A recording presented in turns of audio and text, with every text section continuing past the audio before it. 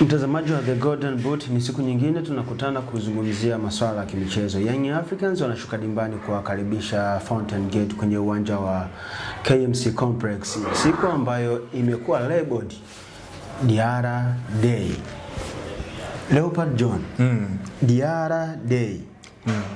Inatengeneza pressure kwa Diarra, inatengeneza pressure kwa Fountain Gate, inatengeneza hamasa kwa mashabiki. Haya maeneo yote tutakuja tuone ni eneo gani hasa linaloguswa.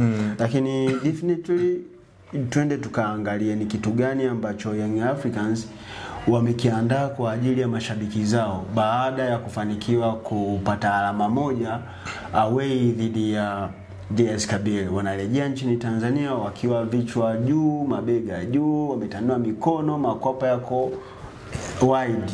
Baada ya kupata ile alama moja, wanarejea kwenye mchezo wa ligi kuu Tanzania bara. Kitu gani tukitarajie kutoka kwa Young Africans, na walau ni kitu gani tukitarajie kutoka kwa Fountain Gate? Kwanza kwa upande wa Young Africans tutarajie muendelezo wao ambao wamekuwa hapo nao siku za hivi karibuni. Tunafahamu Yanga mechi mbili za mwisho kwenye michuano ya ligi ya mabingwa barani Afrika ameweza kufanya vizuri. Alipata ushindi katika uwanja wa nyumbani huko Zanzibar, akamfunga AS FAR, and then akatoka sare ya 0-0 na JS Kabylie huko nchini Algeria. And then mara ya mwisho kwenye ligi kuu Young Africans alipata ushindi bao 3-0 dhidi ya KMC, mabao ya Ande Boyeli akifunga kwa mkwaju wa penalty, lakini bao lingine akifunga kwa kawaida, na Young Africans kuweza kupata alama nyingine ambazo ni muhimu. Ligi imerejea kwa Young Africans mara baada ya muda mrefu kutokuwaona wakishiriki kwenye ligi kuu Tanzania bara, na maanisha NBC, and then wanakwenda kucheza na timu ambayo siku za hivi karibuni nao pia wamekuwa wana consistency mara baada ya kupitia wakati mgumu wakati msimu unaanza. Unakuja kuangalia Young Africans wametambua thamani ya mchezaji wao ambaye ni Mdalango Djigui Diarra, na kuipa hii mechi kana kwamba ndio siku yake. Na sio mara ya kwanza kwa kamati ya hamasa ya Young Africans ikiongozwa na afisa habari wao, namzungumzia Adi Shaban Kamwe, kuwa na idea kama hii. Itakumbuka kwenye msimu uliomalizika alikuwepo pia kwenye hii hamasa, na kila mechi walikuwa wanatoa tunasema kwamba ni ile majina ya wachezaji kwenye timu. Ule msimu ambao Young Africans alifika final kwenye mashindano yalikuwa, I think ilikuwa shirikisho ile, alipewa Ziziki, watu wakaenda ile Max Day ilikuwa ni mechi zaidi ya zile mechi za awali za mtoano, ilikuwa dhidi ya Al-Merrek ya nchini Sudan. And then ikakuepo pia Pacome Zouzoua Day ambayo ilikuwa ni dhidi ya vijana wa CR Belouizdad, ambapo Young Africans ilishinda bao 4-0 chini ya mwalimu.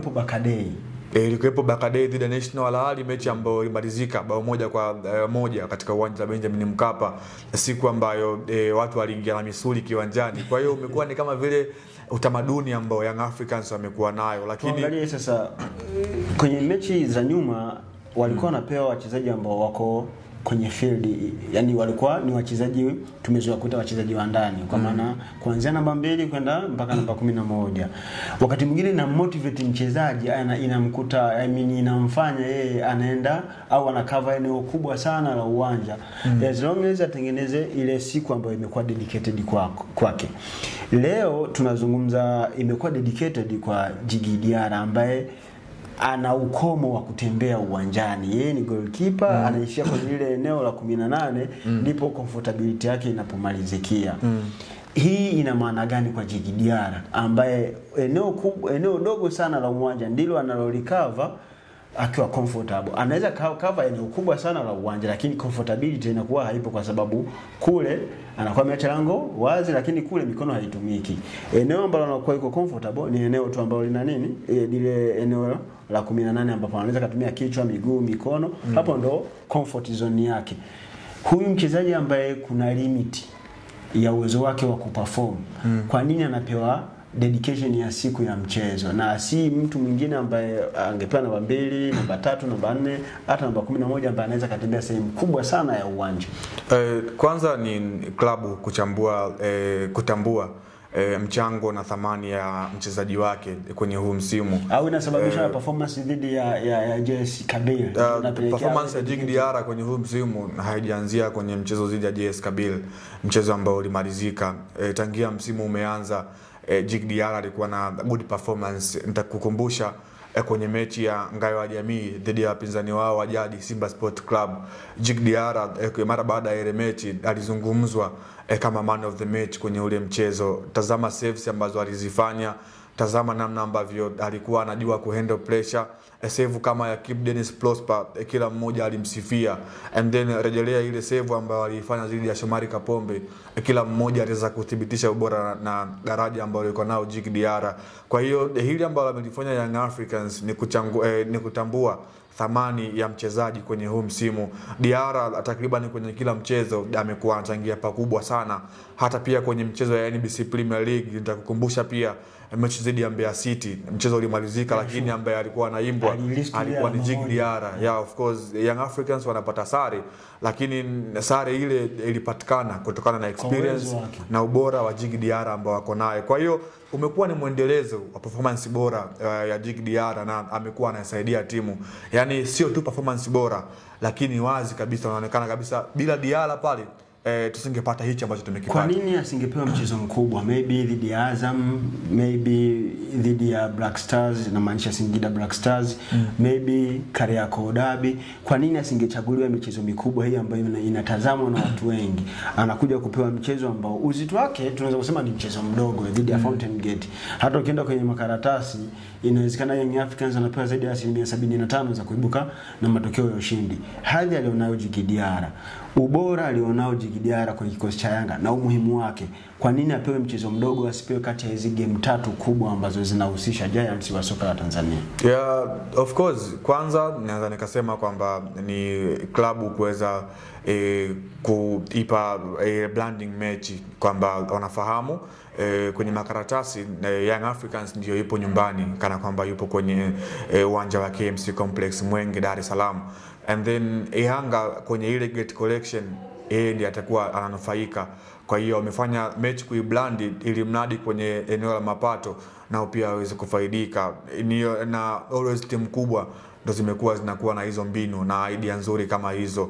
Lakini pia on current situation kuna kwamba Diarra amekuwa na consistency, ili mradi watu wasisahau hicho ambacho amekifanya, wameamua kuipa mechi ambayo inafuatia kwenye klabu. Yani isingekuwa story wakati ambao wangesubiria wanakwenda kukipiga dhidi ya National Al Ahly Januari 23 huko nchini Cairo kwenye mchezo wa ligi ya mabingwa barani Afrika.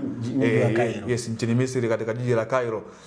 And then ndo akaipa Diarra Day. Wametambua kwamba muda huu kila mmoja akiwa anakumbuka na kila mmoja akiwa bado ana kumbukumbu na juu ya kile Diarra ambacho amekifanya kwenye takriban mechi 2 za ligi ya mabingwa barani Afrika na kile ambacho amekifanya kwenye ligi kuu Tanzania bara, waendelee nacho na kuweza kumpa pongezi. Kwa hiyo ni kama vile wameamua kwenda na situation namna ambavyo ilivyo, ili kutokuwasaulisha watu. Tuangalie kwenye eneo la mchezo.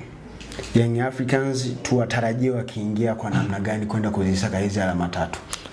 Moja kwa moja Young Africans wamekuwa bora siku za hivi karibuni. Wana walimu ambao wana very IQ nzuri. Nazungumza namna ambavyo wanaweza kusoma mchezo, namna ambavyo wanaweza kuwa na kuseti game plan nzuri kuelekea mchezo husika, na ni wazi na ni jambo ambalo sio la kuficha kwamba kwenye huu mchezo Young Africans ndiye anaingia kama vile title contender kwenye huu mchezo, and then Fountain Gate anaingia kwenye kama vile underdog. Young Africans amemzidi Fountain Gate kila kitu, na hicho kipo wazi. Kila mdau wa soka ambaye anapenda mafanikio na anafahamu mpira atakuwa anakueleza kana kwamba Young Africans anaingia kama vile title contender kwenye huu mchezo. Tutumie neno timu bora kwa mchezo wa kesho au kwa mchezo dhidi ya of course kutokana na kile ambacho Young Africans amekuwa anatoa ama kudeliver katika soka siku za hivi karibuni. Lakini kwa upande mwingine Fountain Gate nao pia wamekuwa wana muendelezo mzuri siku za hivi karibuni, mara baada ya kutoka kupata ushindi mchezo wao mwisho, na nakumbuka walishinda. And then ukiangalia kwenye msimamo namna ambavyo wapo, ni timu ambayo kwa sehemu moja ama nyingine imekuwa ina muendelezo mzuri. Kwa hiyo inakwenda kuwa battle ya walimu wa timu zote mbili kuelekea kwenye huu mchezo, lakini Yanga aina ya squad ambao yuko nayo, lakini pia ule muendelezo ambao Yanga wamekuwa hapo nao inatoa mwangaza kana kwamba Yanga atakwenda kutawala kwenye huu mchezo katika maeneo yote ya uwanja. Nazungumza katika eneo la kushambulia, Young Africans atakuwa anapeleka pressure kubwa kwenye lango la timu ya Fountain Gate, and then kwenye midfielder Young Africans atakuwa na balance, hata pia kwenye eneo la kuzuia Young Africans atakuwa bora. Hebu tuangalie, kuna uwezekano mkubwa kwa kuna rotation ya kikosi kwa Young Africans ukizingatia wametoka kucheza mchezo mgumu dhidi ya JS Kabera, lakini mchezaji ambaye nina uhakika kwa 100% hatafanywa mabadiliko ni Djigui Diarra. Djigui Diarra ni mchezaji wa aina gani? Djigui Diarra ni mchezaji ambaye daraja lake la ubora limekwisha kudhihirika barani Afrika kwa wakati huu. Timu kama Young Africans ikiwa na golikipa ambaye kwenye timu ya taifa ya Mali anaaminiwa kwa 100% kwamba ndio awe golikipa nambari 1 wa taifa kubwa kama Mali kimpira barani Afrika, kama klabu lazima uwe unajivunia. Sasa hivi Djigui Diarra kwenye wale walinda milango bora barani Afrika 5 naye pia atakuwa mmoja wao. Yani ukimzungumza Ronwen Williams wa Mamelodi Sundowns, ukimzungumza Mohamed El Shanawi wa National Al Ahly, ukimzungumza Ahmed El Shalawi wa Pyramids, ukija ukamzungumzia Chazin Wabari wa Chipa United, utakuja kumzungumzia Djigui Diarra ambaye yupo Young Africans kutokana na kile ambacho amekuwa akishow barani Afrika. Kwa hiyo timu kama Young Africans lazima wawe kwa sehemu moja ama nyingine wawe na kuweza kujivunia hiki ambacho wako nacho, lakini pia Diarra amekwisha onesha kwamba ubora wake ni upi katika mechi kubwa barani Afrika. Rejelea mechi ya finali Young Africans dhidi ya USM Alger katika uwanja wa mwaka 1958, kile ambacho alikifanya, ana save penalty kwenye mechi ambayo ilikuwa very seriously, mashabiki walikuwa wapo wengi kiwanjani, lakini ile experience yake ikaweza kuonekana kiwanjani. Kwa hiyo ni mlinda mlango ambaye kila timu barani Afrika wanatamani kuwa naye. Direct tuende tukaone nani unampa nafasi ya kushinda Fountain Gate Young Africans. Shortly tu, nani anaenda kushinda mchezo huu? Of course moja kwa moja Young Africans kutokana na kile ambacho amekuwa nacho, nazungumza muendelezo. Ndio kitu ambacho kinaenda kuwapa matokeo ya ushindi. Yeah, of course. Haina noma. Basi tulikuwa tunazungumzia mchezo wa Young Africans dhidi ya Fountain Gate, ambao huu mchezo umekuwa dedicated kwa Djigui Diarra, moja kati ya magolikipa bora sana barani Afrika. Ni heshima kwa Djigui Diarra, lakini utaratibu mzuri sana ambao unatengeneza utamaduni ambao haukuwepo awali kwenye mpira wa Tanzania, lakini kutokana na ukubwa wa brain ya Ali Shaban Kamwe, vitu vinaanza kuwa ni kama sehemu ya maisha ya Young Africans. Usisahau The Golden Boot inapewa nguvu na Mkuyu Fish Export, wataalamu wa kuchakata na kusafirisha mazao kutoka ziwa Tanganyika, kutoka bahari ya Hindi na ziwa Victoria. Unaweza kupata huduma kutoka kwa Mkuyu Fish Export kwa kupiga simu namba 0743951080. Mimi ni Rusamo Hamisi Rusamo, nilikuwa na Leopard John. Till next time, asante kwa kutufuatilia.